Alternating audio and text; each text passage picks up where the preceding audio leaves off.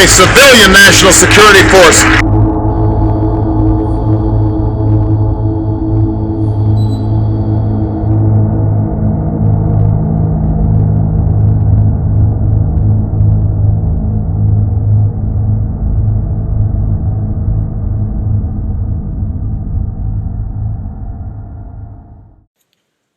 So we've seen what the incompetent, bumbling socialist ideologues did with their absolute power when attempting to impose their socialist dogma. Now we will see the unimaginably harsh consequences of China's first phase of its experimentation with absolute socialism, the culmination of the Hope and Change 1950s. You will learn about China's perfect storm and descent into conditions so inconceivably chaotic and horrendously desperate that it can best be described as hell on earth for the Chinese people. And we'll see how this cataclysm nearly cost Chairman Mao his role as the great helmsman of the Chinese Communist Revolution. This was the era when American mothers told their children over the dinner table, "Finish what's on your plate, there are people starving in China." And they were. Again, China had managed to build up a small surplus during the 13 years following World War II, but when the surplus quickly ran out, the consequences came, and they came with a vengeance. Mismanagement and corruption by incompetent bureaucrats eroded workers' confidence in the system. Individual productivity plummeted. The fiddling with thousand-year-old agricultural practices turned counterproductive as large, ill-conceived water projects worked to reduce the amount of arable land. And the anti-sparrow campaign unleashed man-caused insect plagues. As a result, China's agricultural output collapsed. And a lot of what was produced rotted in trucks that lacked fuel to take it to market. Looting was rampant.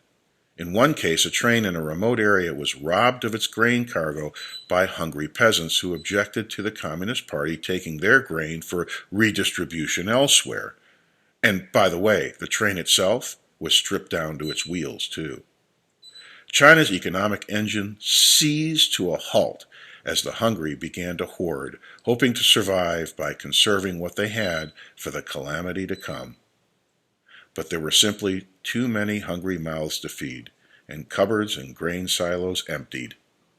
And death by mass starvation was knocking at the door.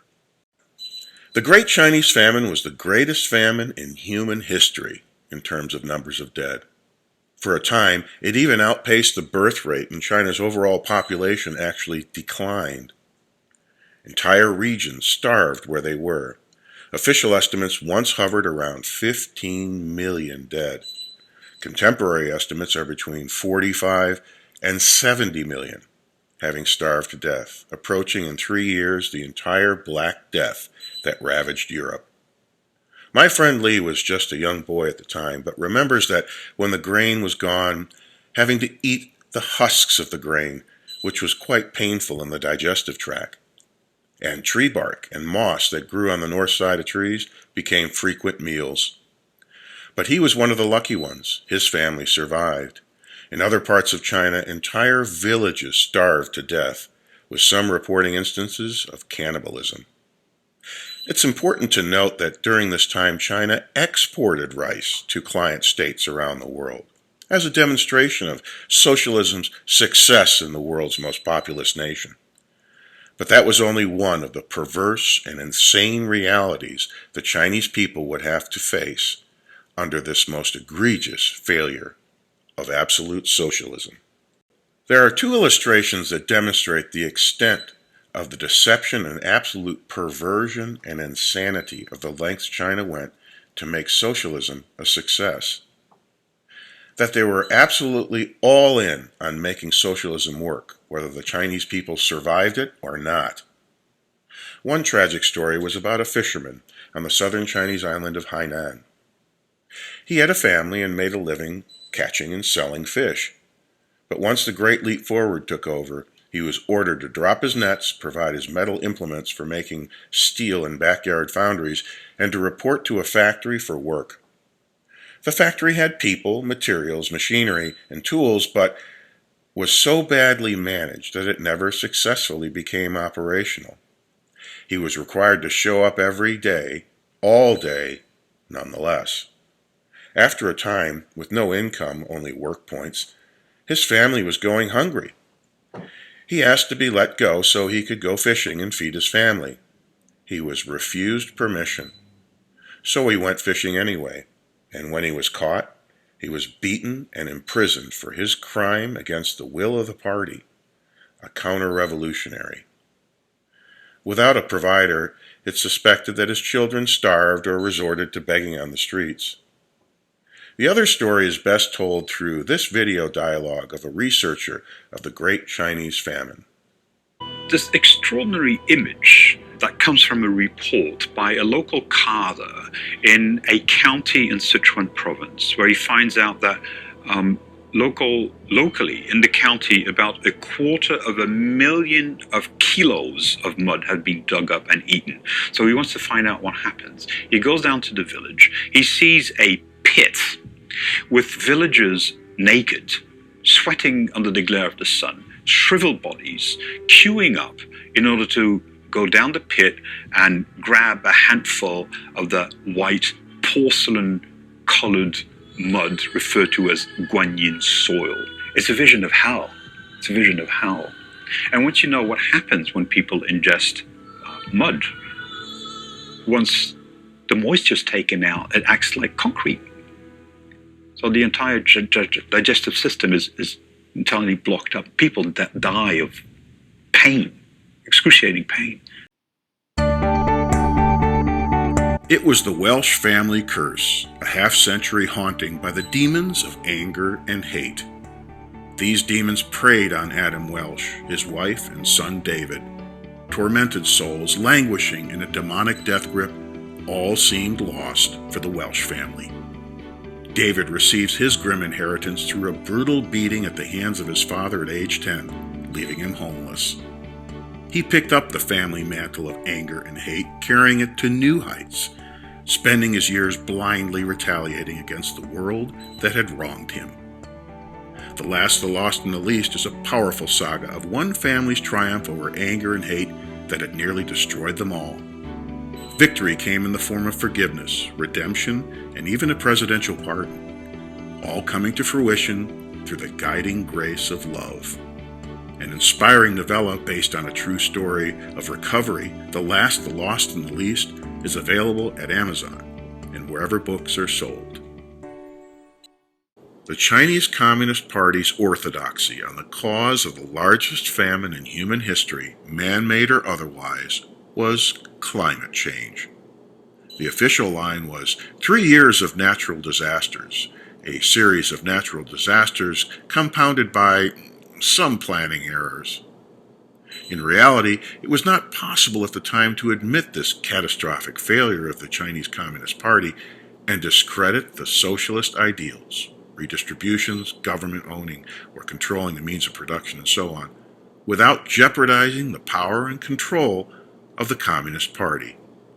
The Chinese Communist Party put itself first and wouldn't begin admitting the cause and effect of the Great Leap Forward with the Great Chinese Famine for decades afterwards, well after market reforms took hold. But Mao never gave up on his absolute socialist dogma until the day he died. The East would be red, and it didn't matter how many people would have to die to make it so. So is it possible for 21st century Americans to be so ideologically wedded to their socialist fantasies that they would deliberately destroy people's livelihoods? And put their socialist dogma ahead of the lives of millions of people? Well, AOC deliberately prevented 25,000 high-paying jobs coming to her district because she didn't understand how taxation works. And it would have raised property values, something she sees as a bad thing. And where it concerns her so-called Green New Deal's abolition of the use of fossil fuels, as far as Patrick Moore, co-founder of Greenpeace, is concerned, they are putting forth ridiculous ideas that will starve millions to death. And yet, there it is, the Green New Deal, a central pillar of the Democratic Party's platform. And then there is Bernie Sanders, who says China is not the type of socialism he speaks of. But, as President Gerald Ford once said, a government big enough to give you everything you want is a government big enough to take from you everything you have.